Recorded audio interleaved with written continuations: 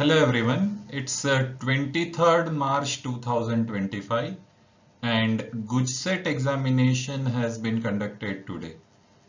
It is every year conducted by Gujarat Board और generally ये exam 3 subject में लिया जाता है। टोटल 120 मार्क का एग्जाम होता है जिसके अंदर फिजिक्स और केमिस्ट्री कंपलसरी सब्जेक्ट है।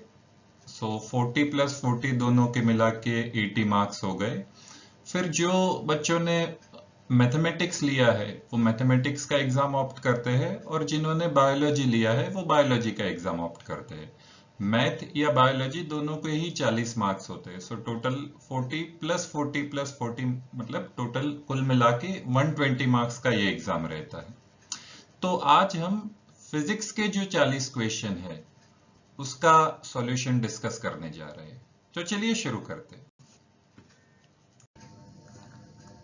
तो हमारा पहला क्वेश्चन है कि potential difference between two plates of capacitor is 2 volt as shown in the figure. Electron are placed at point P and Q। तो P और Q पे इलेक्ट्रॉन है। हमको पता है कि कैपेसिटर की दो प्लेट के बीच में जो इलेक्ट्रिक फील्ड होता है वो होता है σ/ε0 एंड ये जो इलेक्ट्रिक फील्ड होता है वो कांस्टेंट होता है। Here the electric field is constant. अगर हम फोर्स की बात करें तो F = Q × E। नाउ यहां पर इलेक्ट्रिक फील्ड तो कांस्टेंट है और P और Q दोनों ही प्लेस पे जो इलेक्ट्रॉन रखे हैं उनका चार्ज भी कांस्टेंट है। दैट मींस फोर्स भी दोनों के लिए यहां पर कांस्टेंट ही होगा। So here the correct option is option D. Electric force acting on both the electrons are same. Next question देख।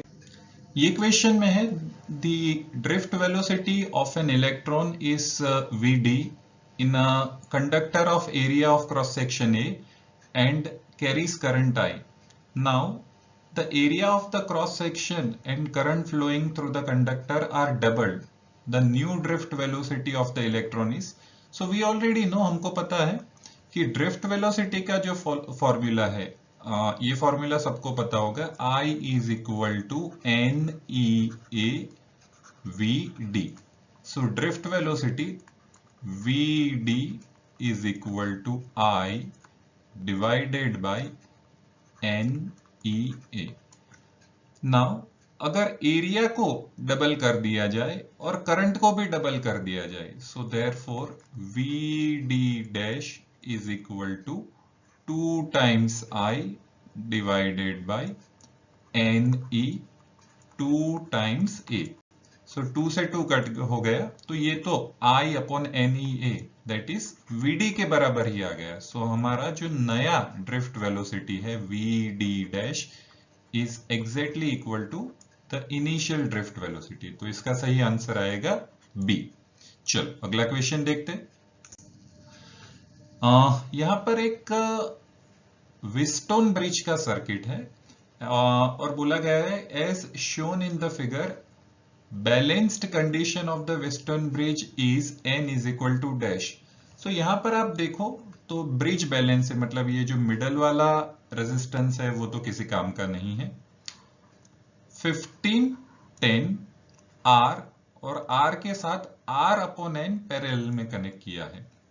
सपोज बैलेंसिंग कंडीशन यहां पर हम यूज करें, so 15/10 is equal to R divided by, अब ये R और R/N parallel में है तो पैरेलल का जो फॉर्मूला है न्यूमरेटर में हम मल्टीप्लाई कर देते हैं R × R/N और डिनोमिनेटर का डिनोमिनेटर न्यूमरेटर में चला जाएगा। तो यहां पर हम लिखते हैं R + R/N।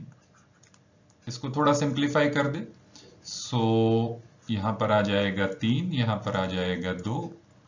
Therefore this is equal to 3/2 is equal to, ये R से R कट हो गया और न्यूमरेटर से R कॉमन ले ले, सो R बाहर आ गया तो ब्रैकेट में हमारे पास रह जाता है 1 + 1/n।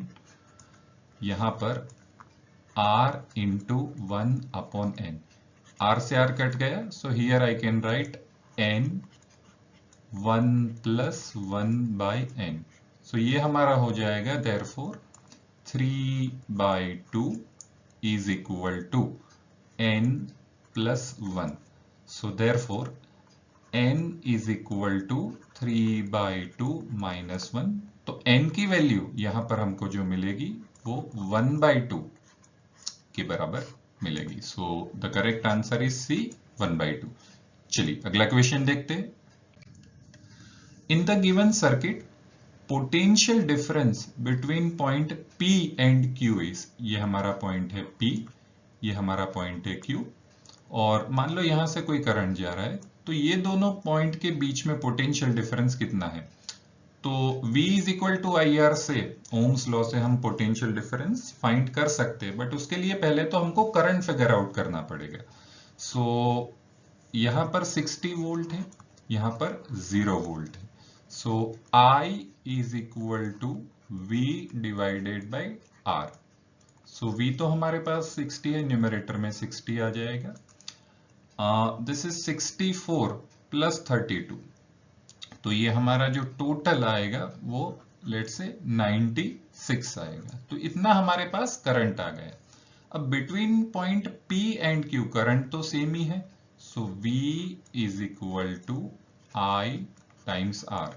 I हमने ऑलरेडी फाइंड कर लिया, 60 डिवाइडेड बाय 96 इंटू यहां पर कितना हमारे पास रेजिस्टेंस है 32। सो 32, सो 32 3 जा 96, ये 3 आ जाएगा, ये 20 आ जाएगा। So yes, between point P and Q जो हमारा वोल्टेज रहेगा दैट इज 20 वोल्ट्स।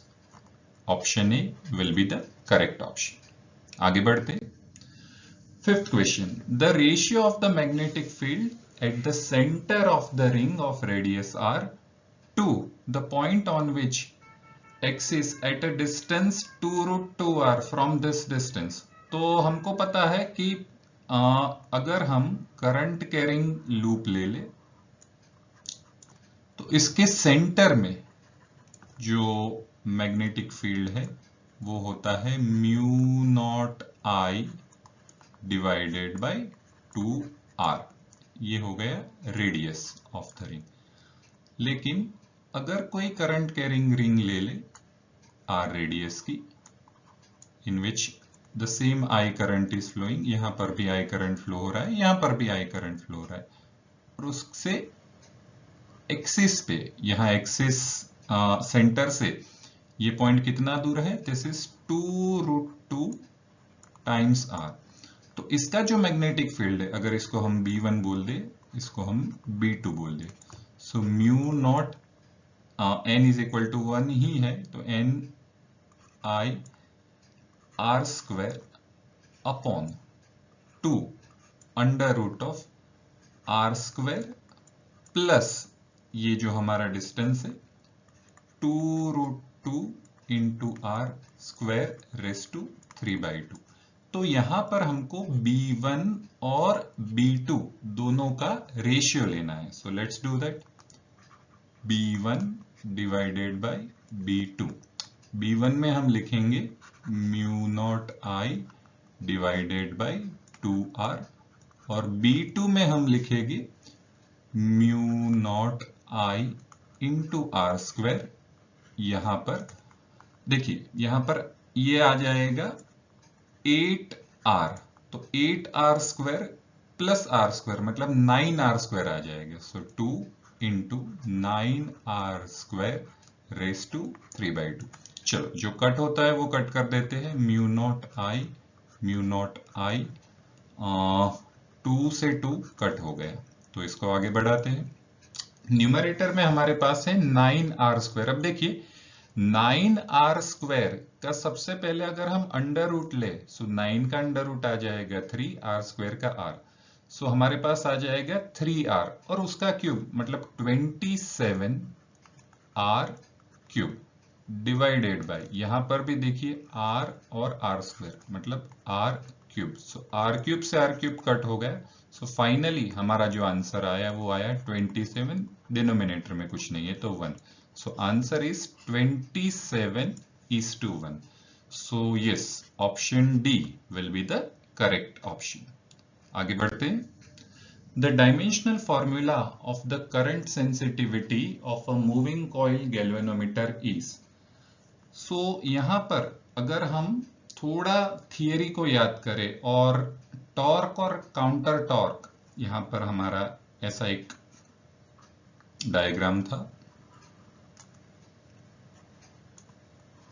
और जिसके अंदर एक कॉइल रोटेट कर रही थी, ये नीडल है और इसके ऊपर एक स्प्रिंग है. सो टॉर्क भी लगता है और काउंटर टॉर्क भी लगता है. सो टॉर्क होता है BINA, बिना sine theta, but sine theta यहाँ पर अगर हमारे पास कॉनकेव है तो वो 1 लेते हैं, is equal to K phi. अब देखिए फाई इज द एंगल, तो एंगल का तो कोई डायमेंशनल फॉर्मूला होता नहीं है. सो K का जो डायमेंशनल फॉर्मूला है वो ही BINA का डायमेंशनल फॉर्मूला है. ये बात याद रखते. Now what they have asked for the current sensitivity. Current sensitivity IS is equal to phi upon I. तो यहां से phi upon I अगर हम लिखे, so that is equal to NBA divided by K. NBA divided by K. अब देखो K का dimensional formula हमने क्या फाइंड किया था, BINA के जैसा ही डायमेंशनल फॉर्मूला K का डायमेंशनल फॉर्मूला है. सो अगर डायमेंशनल फॉर्मूला की ही बात करें तो ऊपर NBA है और नीचे इसका डायमेंशनल फॉर्मूला है NBA into I. Okay, so NBA और NBA कट हो जाएगा. सो नीचे सिर्फ करंट हमारे पास रह जाएगा. So it is 1 upon current. So the dimensional formula of this current sensitivity is 1 upon ampere. So this is ampere raised to -1. So इसका answer आ जाएगा ऑप्शन C. आगे बढ़ते. Next is the horizontal component of the Earth's magnetic field at a certain point is 3 into 10 to the power -5 Tesla. And the direction of the field is from geographic south to geographic north. समझते हैं इसको कि अर्थ का एक गोला बना देते हैं, ये नॉर्थ है, ये साउथ है. सो यहाँ पर मैग्नेटिक फील्ड की जो डायरेक्शन है वो साउथ से नॉर्थ की तरफ रफली ये मैग्नेटिक फील्ड की डायरेक्शन है. A very long straight conductor is carrying a steady current of 1 ampere. What is the force per unit length on it when it is placed in the horizontal table and direction of the current is south to north? तो यहाँ पर हमने जो एक rod लिया है वो भी कुछ ऐसा है एक टेबल के ऊपर और उसके अंदर करंट की डायरेक्शन एक है. तो यहाँ पर आप देखिए मैग्नेटिक फील्ड की, अर्थ के मैग्नेटिक फील्ड की डायरेक्शन और करंट की डायरेक्शन, ये करंट है और ये मैग्नेटिक फील्ड है, तो दोनों की ही डायरेक्शन एक है. So force acting on the current carrying conductor placed in the magnetic field, जो F का फॉर्मूला है वो है ILB साइन थीटा. बट अगर थीटा की बात करें तो यहाँ थीटा तो 0 डिग्री आएगा, not 90 degree. Theta will be 0 degree. So sine 0 हो जाएगा, इट इज ILB इंटू 0. सो यहाँ टोटल फोर्स भी जो हमको मिलेगा it will be 0 degree. So answer is D 0. आगे बढ़.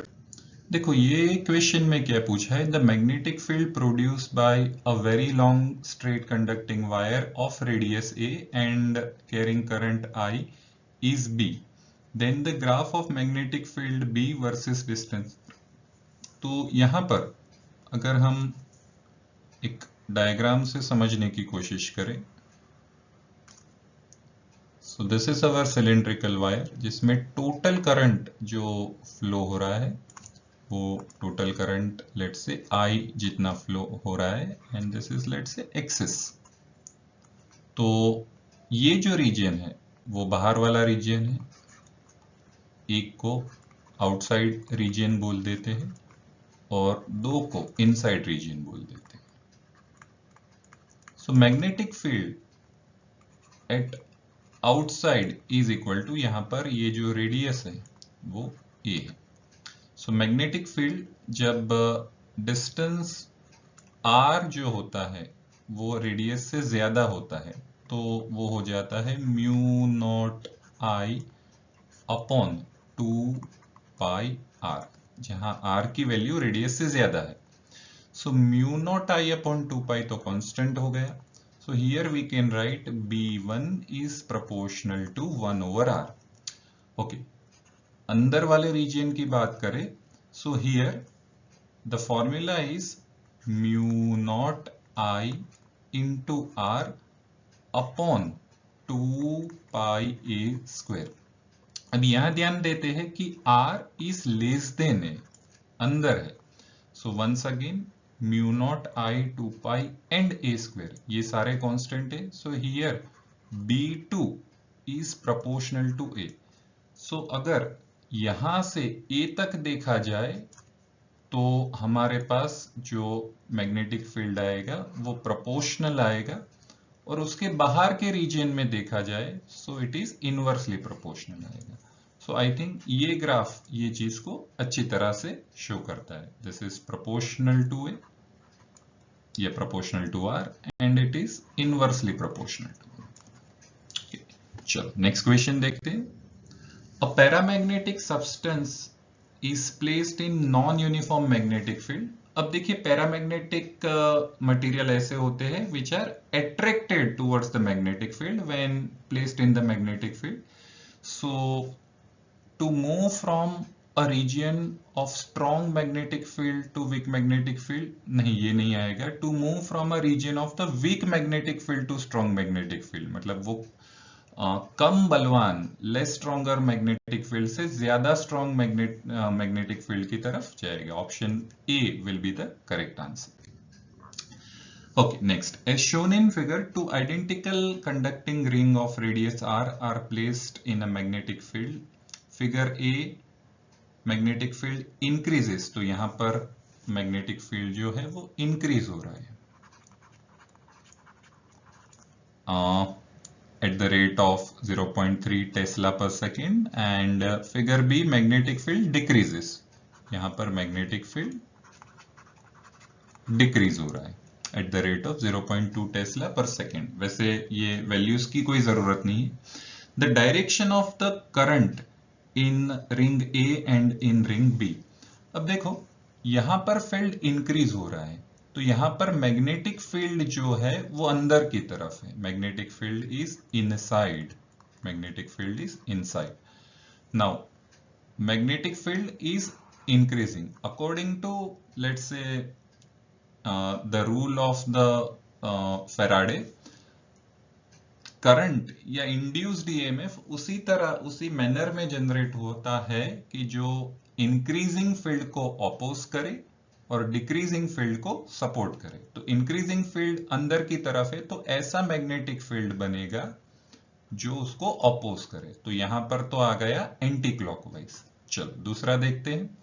यहां पर इट इज डिक्रीजिंग, तो डिक्रीजिंग फील्ड को तो सपोर्ट करना है। अब सपोर्ट करने के लिए ये आउटसाइड है तो करंट ऐसा जनरेट करना होगा कि फिर से वो आउटसाइड आए। तो इसमें भी अगर अपना राइट हैंड आप ऐसे घुमाओ एंटी क्लॉकवाइज तो अंगूठा थंब विल पॉइंट आउटसाइड। सो दोनों के ही अंदर एंटी क्लॉकवाइज आएगा। Next, a pair of adjacent coil has a mutual inductance of 2 Henry. If the current in coil changes from 0 to 30 in 0.15 second, what is the change of flux? तो हमारे पास एक formula है N total flux is equal to MI। Total flux भी ले सकते हैं या सिर्फ फ्लक्स लेते, दोनों को टाइम डेरिवेशन ले ले तो delta phi by delta T is equal to M delta I by delta T. तो डेल्टा टी से डेल्टा टी तो कैंसिल हो जाएगा। So change in flux is equal to M, M की वैल्यू है 2 और delta I is modulus of let's say 30 minus 0, so 30 into 2, so answer आएगा 60 weber. Answer will be 60 weber. आगे बढ़ते। In N AC generator induce EMF E is equal to 0 at t is equal to 0, then its value। अच्छा, जब समय 0 है तो induce EMF भी 0 है, तो उसका फॉर्मूला कुछ ऐसा बन सकता है, E is equal to E not sine omega t। अब देखिए यहां पर जब आप t is equal to 0 रखोगे तो साइन 0 0 हो जाएगा, तो E भी 0 हो जाएगा, E भी 0 हो जाएगा। That means this is the correct formula, this is the correct formula. अब चारों ऑप्शन अगर हम ले तो देखते हैं कौन सा सही आ सकता है। पहला है let's say E is equal to, सिर्फ साइन की ही वैल्यू ले, E not sine omega into, पहले में है omega into pi upon 2 omega, pi upon 2 omega. So omega से ओमेगा कट गया, so sine pi by 2 maximum होगा, बट यहां पर है मिनिमम, तो ऑप्शन ए नहीं आ सकता। B maximum at time T, okay, so E is equal to E not sine omega into pi by 2 omega, omega से omega cancel, sine pi by 2 is maximum, तो हाँ ये ऑप्शन सही दिख रहा है। C maximum at time 2 pi by omega, E is equal to E not sine omega into 2 pi by omega, so omega से omega cut, sine 2 पाई 0 होता है, तो ये ऑप्शन भी गलत हो गया। Last D minimum at time 2 pi upon 3 omega, so E is equal to E not sine omega 2 pi upon 3 omega, omega से omega cancel, so sine 2 pi by 3 वो भी मिनिमम नहीं होता। So yes, option B is the correct option. आगे बढ़ते हैं। What is the approximate percentage value of a maximum voltage to its RMS value in LCR AC circuit. अब हमको मालूम है कि V मैक्सिमम की वैल्यू होती है let's say √2 times V RMS। So maximum to RMS का अगर हम रेशियो ले, सो लगभग √2 आता है, विच इज समवेयर अराउंड 1.41, और उसको परसेंटेज में कन्वर्ट करें तो 141% के करीब आता है। सो नियरेस्ट ऑप्शन इज बी, 141.4। आगे बढ़ते। In which of the following AC circuit we get the value of power factor 1 at resonance condition? तो देखो रेजोनेंस की जो कंडीशन होती है उसके लिए L, C और R तीनों ही कंपोनेंट का जरूरत पड़ता है, और at resonance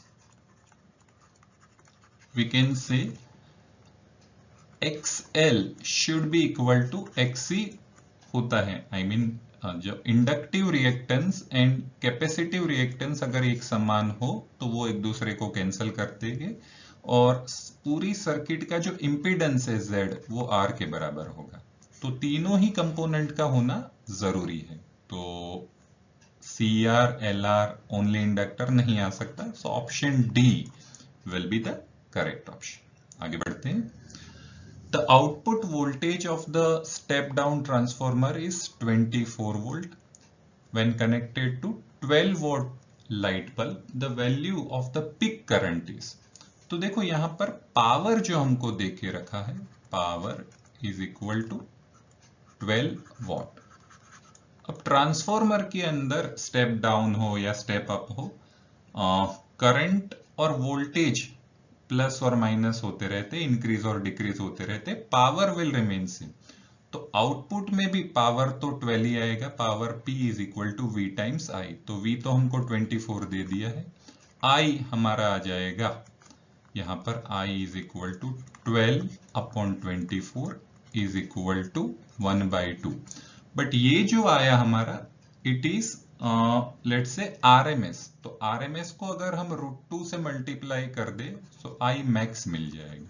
so I max is equal to 1/2 into √2. तो हमारा जो फाइनल आंसर आएगा वो 1/√2 ampere. So here option B will be the correct option. Next, ये देखिए सीधा टेक्स्ट बुक का मेमोरी बेस्ड क्वेश्चन है. Dash are used in medicine to destroy the cancer cell and answer is gamma rays. Gamma rays are used. तो ये memory based question था. आगे बढ़ते हैं. The speed of light in vacuum. अब देखिए यहाँ सेंटीमीटर पर सेकेंड, तो इसको मीटर पर सेकेंड में कन्वर्ट करें तो v is equal to 2 into 10 to the power 8 metre पर सेकेंड हो जाएगा. Refractive index eta is equal to c upon v होता है. सो दिस इज c की वैल्यू होती है 3 इंटू 10 टू द पावर 8. जो मीडियम दिया गया है उसमें है 2 into 10 to the power 8. So 3/2 is 1.5. Option C is the correct option. Next, what is the power of combination of convex lens and concave lens of equal focal length of 25 centimeter? Now, हमको पता है कि अगर lens convex है तो उसकी focal length जो है वो +25 सेंटीमीटर होगी. लेकिन अगर कॉन्केव है देन बाय साइन कन्वेंशन जो फोकल लेंथ होगा वो -25 सेंटीमीटर होगा. ये +25, ये -25. अब जो पावर P होता है is 1/f resultant which is equal to 1/f1. Let's say इसको f1 बोल दो, इसको f2 बोल दो, plus 1/f2. So this is equal to 1/25 minus 1/25. So answer आएगा 0. So option D, 0 will be the correct option. Next, at what angle of incident should a ray of light incident on the face of the equilateral prism of minimum angle of deviation 46 degree? तो देखो यहां पर minimum angle of deviation delta M हमको दे के रखा है 46 डिग्री. और when minimum angle of deviation is there हमको पता है I is equal to E होता है. अब ये फॉर्मूला हम सबको मालूम ही होगा, I plus E is equal to A plus delta. But यहाँ delta is equal to delta M. I की जगह हम E ले सकते हैं. So 2I. प्रिज्म है इक्विलेटरल तो A हम 60 ले सकते हैं, तो 60 plus 46. So 2I is equal to 106. So I हमको मिल जाएगा 106/2 मतलब 53 degree. So correct option is option B 53 degree. आगे बढ़ते हैं.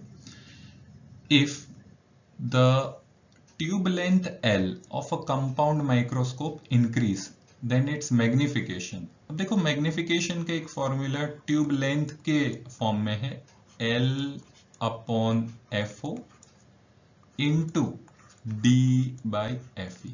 अगर बाकी के किसी चीज को हम डिस्टर्ब ना करें और ट्यूब लेंथ अगर हम इंक्रीज कर दें तो भी हमारा जो मैग्निफिकेशन है वो इंक्रीज हो जाएगा. तो यहां पर correct option is it will increase. आगे बढ़ते हैं. Two waves of same intensity I0 emitted from two sources having same phase difference phi. Due to superposition of two waves, the intensity of resultant wave is directly proportional. ये भी formula based question है.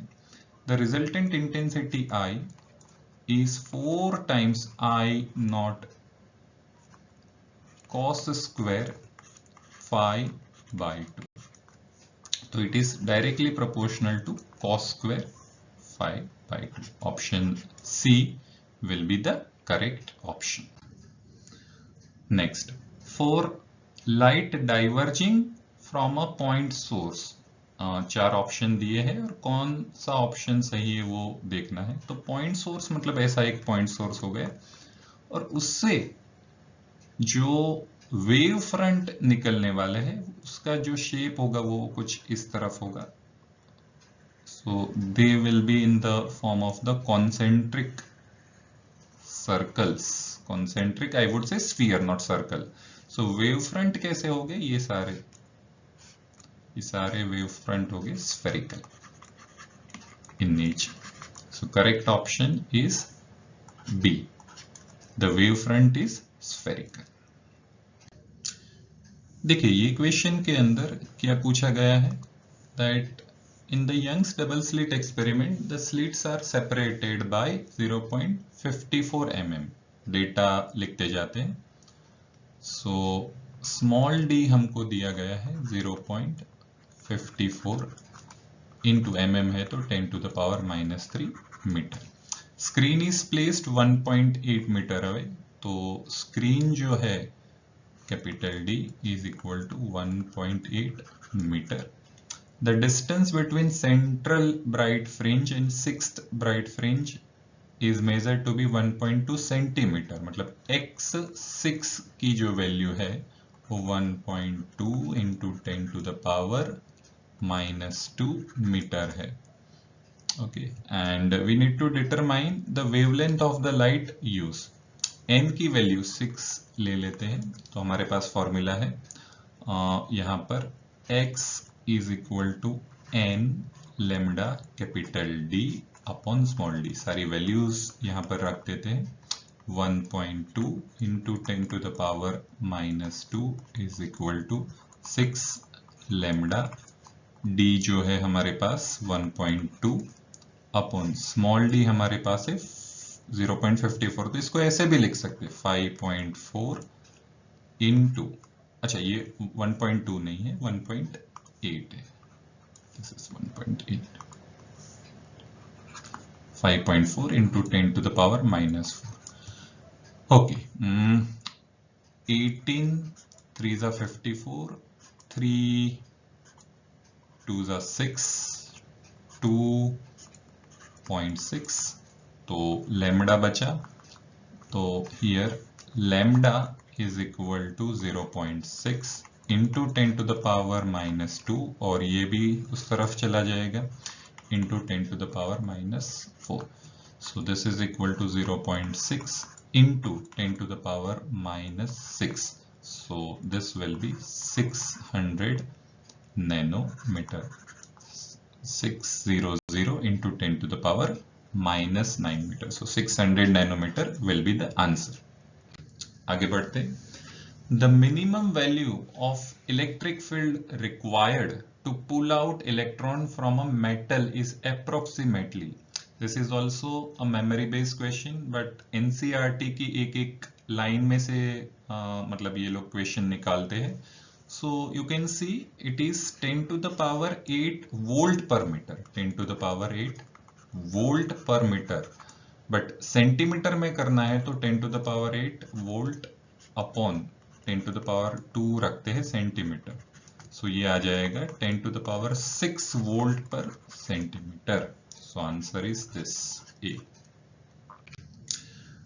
Next is monochromatic light of frequency f is equal to 6 into 10 to the power 14 hertz is produced by a laser. The power emitted P is equal to 4 into 10 to the power -3 watt.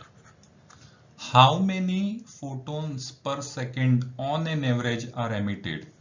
तो यहाँ पर हम ऐसा लिख सकते हैं n into let's say energy of the single photon, that is hf या h nu भी ले सकते, is equal to total power.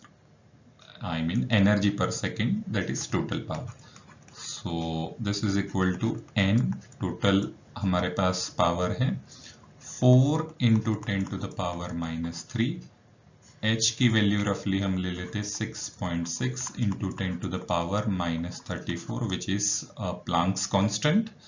और फ्रीक्वेंसी हमको दी है 6 into 10 to the power 14. Okay, सो 4 ये 2 हो गया, ये हो गया 3। 34 में से 40 जाएंगे तो हमारे पास रहेंगे -20, -20 ऊपर चले गए तो +20, +20 में से 3 गए, सो इट इज 10⁻17। अच्छा, अब रहा क्या हमारे पास, सो 2 डिवाइडेड बाई 6.6 इंटू 3, तो वो कैलकुलेटर में कर लेते हैं। सो 2 divided by 6.6, this is somewhere around 0.3 divided by 3 is equal to 0.1. So this is equal to 0.1 into 10 to the power 17. So इसको लिख सकते हैं 1 into 10 to the power 16. 1 into 10 to the power 16 photons per second. So option D will be the correct option.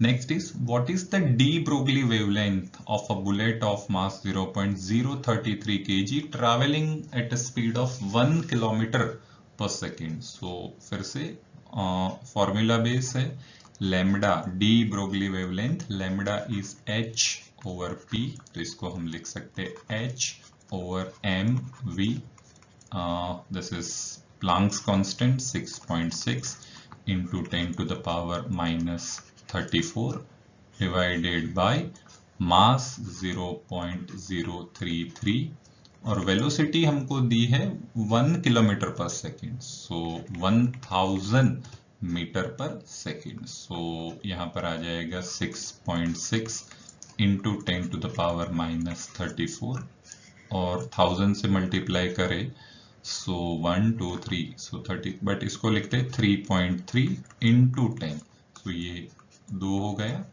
So I think ये 2 into 10 to the power -35, हाँ option है ऐसा, ये रहा, ये A will be the correct option.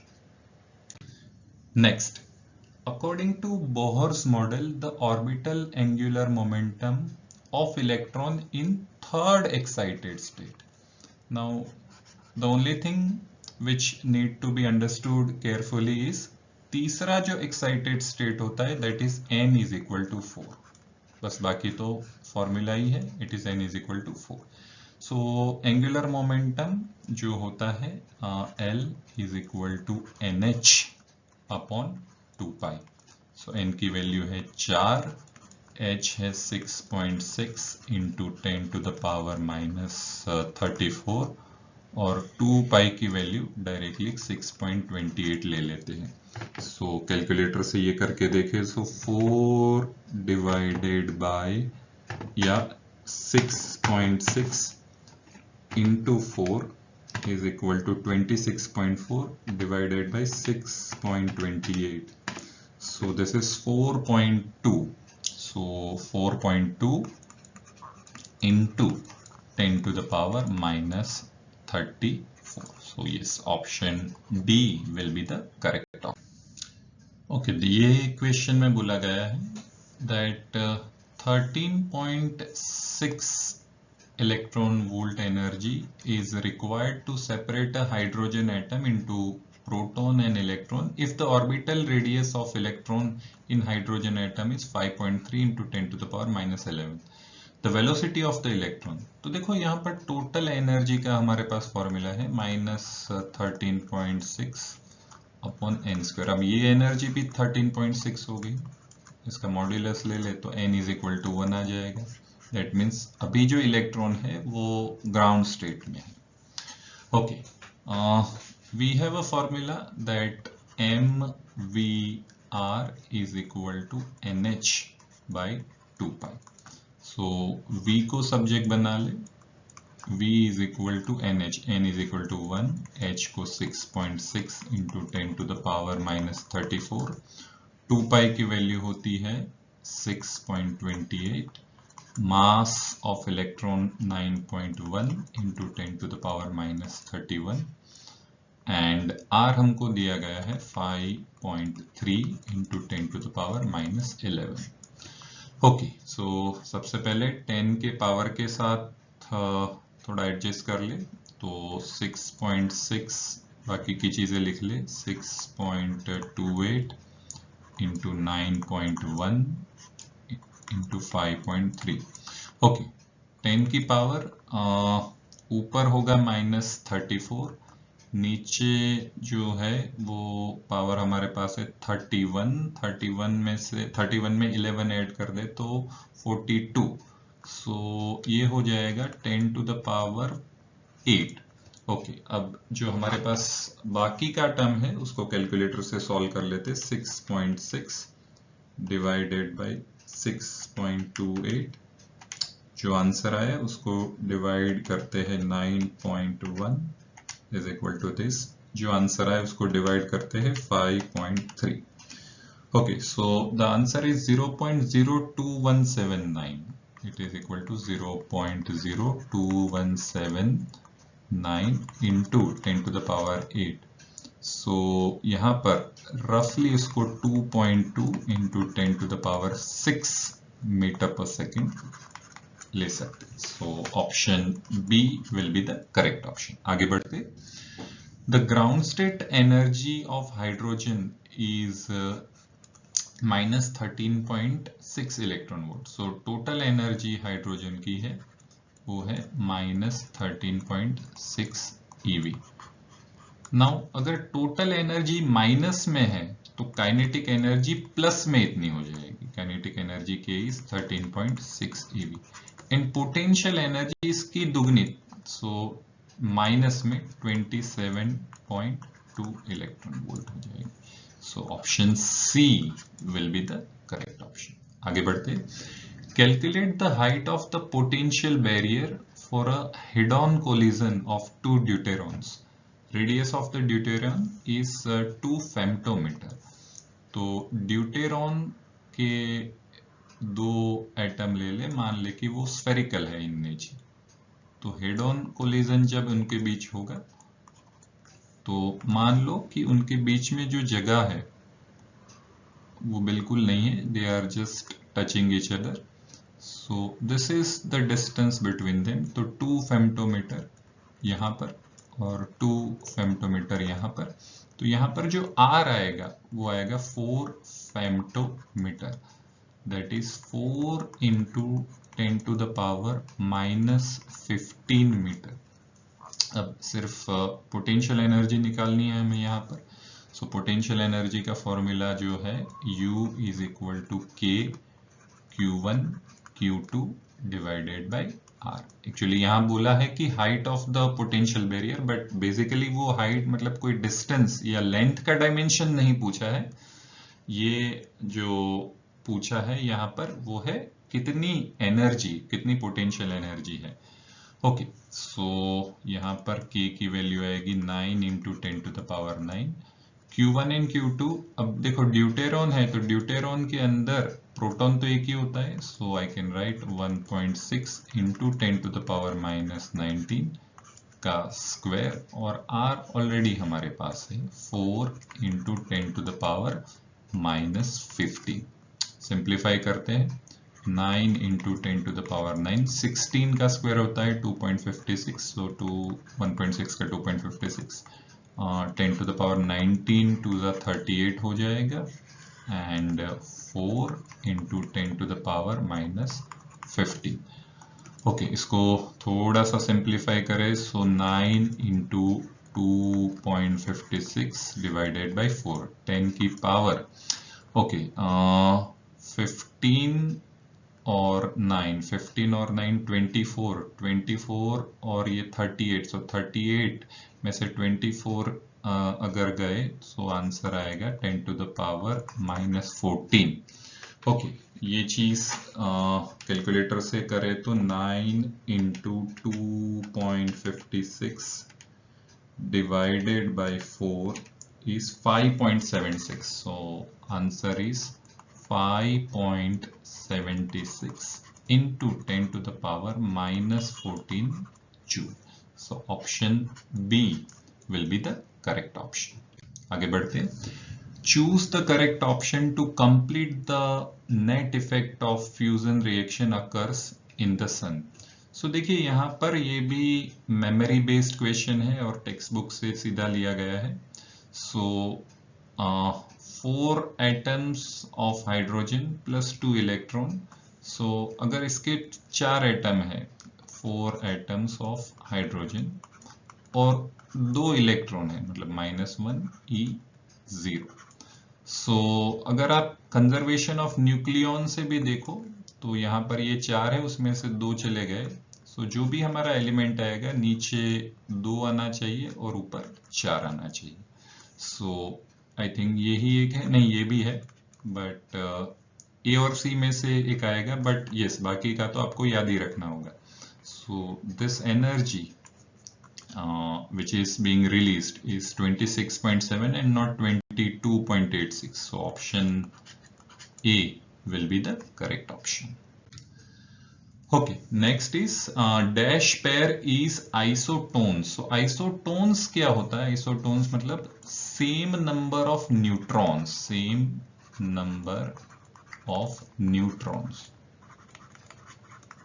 या A minus Z, neutron को A minus Z से हम लिखते हैं, वो सेम है।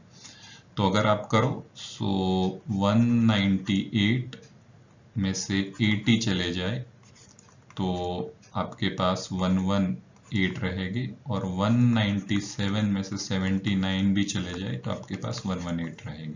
सो न्यूट्रॉन यहाँ पर भी 118 है, यहाँ पर भी 118 है, तो option D will be the correct option. आगे बढ़ते हैं। What is the current flowing through the given circuit? Given diode is an ideal diode. तो देखिए यहाँ पर 6 वोल्ट है, यहाँ पर 5 वोल्ट है, ये डायोड का P है, ये डायोड का N है।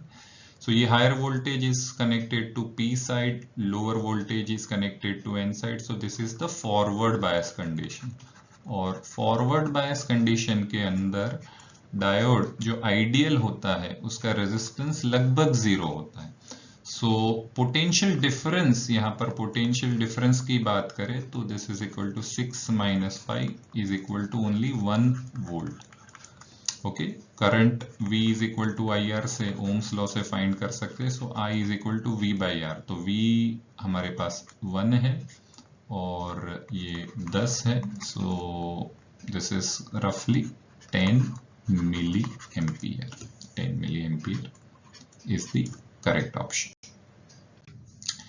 Next, when a reverse bias is applied to a PN junction. अब देखो ये जो पर्टिकुलर क्वेश्चन है वो हर बार कहीं ना कहीं दिख ही जाता है, चाहे वो CBSE का एग्जाम हो या गुजरात बोर्ड का एग्जाम हो या गुजसेट का एग्जाम हो, इवन नीट का एग्जाम हो, that the height or width of the potential barrier, तो फॉरवर्ड बायस में हमेशा वो डिक्रीज होता है एंड रिवर्स बायस में वो हमेशा इंक्रीज होता है, रेज होता है।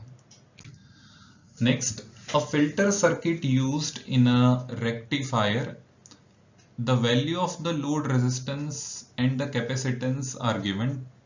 200 ओम रेजिस्टेंस है, 15 माइक्रोफेरेड। सो टाइम कांस्टेंट जो होता है T, वो R और C के मल्टीप्लीकेशन के बराबर होता है।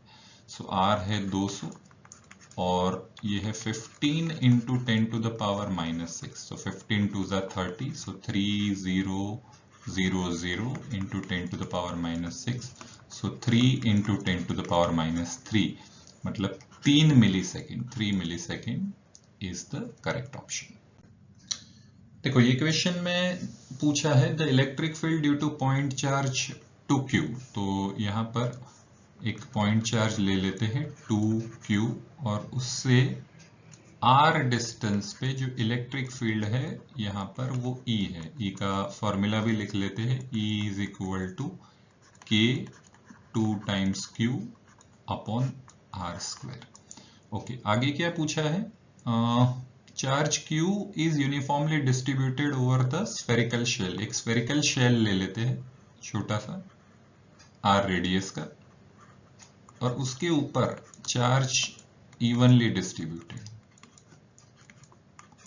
और इससे बहुत दूर एक पॉइंट है, लेट्स से R/2। R is much greater than capital R। तो यहां पर इलेक्ट्रिक फील्ड E' अगर मान ले तो E' की वैल्यू क्या होगी? सिंपल फॉर्मूला ही लगाते हैं, E' is equal to K यहाँ पर टोटल चार्ज है Q अपॉन R/2 का whole square. So KQ upon R², 4 denominator का डिनोमिनेटर न्यूमरेटर में, so 2 times K into 2Q upon R²। But देखो ये तो कैपिटल E हो गया, सो आंसर आएगा 2 times E। Option A will be the correct option. Next, 15 charges, each of value Q, are placed on x-axis at an equal distance of 0.5 r. The maximum electric flux associated with the spherical closed surface of radius 1.5 r, in which one of the charge at the center. तो ये question में मान लो ये x axis है, तो इसके ऊपर एक समान डिस्टेंस में चार्जेस है, ईच चार्ज इज Q। इस तरह से चार्जेस है, each charge is Q। Now एक हाइपोथेटिकल स्फीयर लेना है, इस तरह से लेना है कि कोई भी एक चार्ज, मान लो ये चार्ज उसके सेंटर में है, तो उसकी रेडियस कितनी है, मान लो ये r है, ये 0.5 r है। जस्ट अ मिनट, हाँ ये जो है ये 0.5 टाइम्स r, सो ये 0.5 टाइम्स r, फिर ये 0.5 टाइम्स r, ये 0.5 टाइम्स r, सो ये इसकी रेडियस हो गई। तो ये सेंटर में है, तो 1 2 3, तो ये उसके सेंटर में, तो और यहाँ पर ये सेंटर 1 2 3, सो स्फीयर कुछ इस तरह से बनेगा। Okay, so this is 3 times 0.5, मतलब 1.5 r इस तरफ और 1.5 r इस तरफ, मतलब उसका जो डायमीटर आएगा वो 3 r आएगा। तो इसके अंदर टोटल कितने चार्जेस होंगे, तो वो अगर हम देखें, सो इट विल बी 1 2 3 4 5 6 7, तो 7 charges are within this. अगर नेट फ्लक्स की बात करें तो Q enclosed divided by epsilon naught, तो कितने चार्जेस अंदर है, 7 times Q, 7Q upon epsilon naught. So yes, option A will be the correct option. Next, in the absence of gravity, a charge Q, charge कितना है Q, और उसका mass है 2 times m, is placed stationary in a uniform electric field E. When charge is released, its speed after n second. So एक uniform electric field है, मान लो इस तरह का,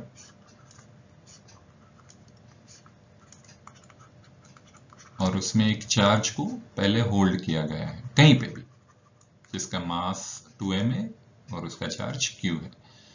तो इसकी initial velocity u is equal to 0 लिख देते हैं। Okay, when charge is released after n second, उसकी वेलोसिटी कितनी हो सकती है, तो इसका जो एक्सेलरेशन आएगा, acceleration is e by m होता है, तो यहाँ E की जगह Q लिख दो, E, और टोटल मास जो है वो 2m है। ओके, 2m है। सो हमारे पास काइनेमेटिक्स का जो इक्वेशन है वो कुछ है, V is equal to U plus AT, but देखो U तो 0 है तो ये टर्म 0 हो जाएगा, so V is equal to QE by 2m और T की जगह n, so QEn upon 2m, QEn upon 2m, option C will be the correct option. Question number 39, as shown in figure, charges Q, Q minus Q minus Q। तो देखो यहाँ पर Q और Q है, और बाकी की दो जगह यहाँ पर माइनस Q और माइनस Q है।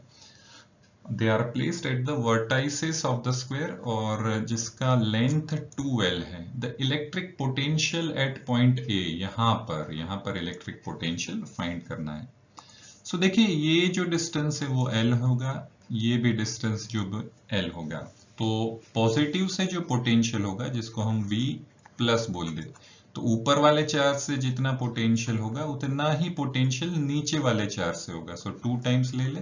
पोटेंशियल का फॉर्मूला है के q upon L. Okay, negative की बात करें सो पाइथागोरस थियरम यहां पर हम लगाए। ये डॉटेड लाइन जो है उसका वैल्यू फाइंड करने के लिए। सो ये 2l है, ये l है, तो under root of 4l square plus l square, so under root of 5l square. तो ये जो डॉटेड लाइन है उसका वैल्यू आ जाएगा under root of 5 times l। ये भी 2 टाइम्स हो जाएगा, 2 into k q upon under root of 5 times l। But क्योंकि ये नेगेटिव चार्ज से है तो आगे मैं नेगेटिव लिखूंगा। So total potential V is equal to V plus V minus. So this is equal to 2kq upon L minus 2kq upon root 2 times 5L। तो क्या कॉमन निकल जाएगा, 2kq divided by L। Bracket में हमारे पास रहेगा 1 minus 1 upon under root of 5। Okay, this will be 2kq। Yes, option B will be the correct option. Last question, question number 40. A charge of 1.6 into 10 to the power minus 7 coulomb is distributed uniformly over the surface of the spherical conductor of radius r. तो एक sphere है, उसकी जो radius है वो r है और उसके ऊपर चार्ज जो है वो इवनली डिस्ट्रीब्यूटेड है। Okay, the ratio of the electric potential inside the spherical conductor to the electric field on the surface. तो देखो यहां पर अंदर इलेक्ट्रिक फील्ड हमेशा 0 होता है और इलेक्ट्रिक पोटेंशियल हमेशा कांस्टेंट रहता है। कितना constant? V inside is always equal to V surface. मतलब सरफेस के ऊपर जितना पोटेंशियल है उतना ही पोटेंशियल हमेशा अंदर रहेगा। तो हमको रेशियो ऑफ इलेक्ट्रिक पोटेंशियल मतलब V से E की वैल्यू निकालने को बोली है। तो V की वैल्यू आएगी KQ बाय R और E की वैल्यू आएगी KQ अपॉन R स्क्वायर। सो एक R कट गया, सो फाइनली हमारा आंसर आएगा R। So option A will be the correct option. Okay, so we have discussed all the 40 question. हमने सारे question discuss कर लिए। Thank you very much.